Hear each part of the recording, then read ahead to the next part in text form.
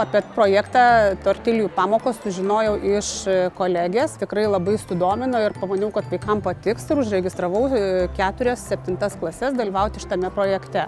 Buvo atsiųstos video pamokos ir per technologijų pamokas mokiniai pasiskirstė receptus, gamino.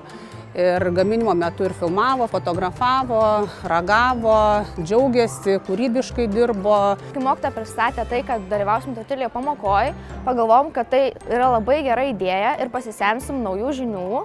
Tikriausiai bus tai linksma patirtis.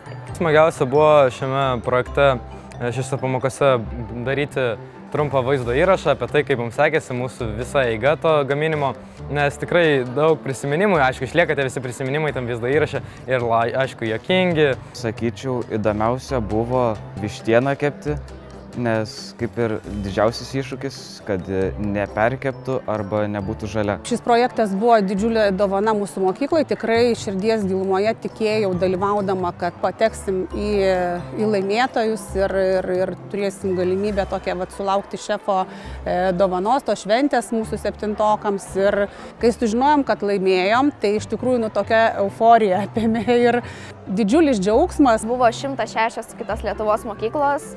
Ir mes labai nustebom ir dabar esam labai laimingi, kad būtent mes čia dalyvaujam. Projektui pasibaigus tikrai gaminsiu dar daugiau tokio maisto. Labai greitai pasigamina ir tikrai skanus.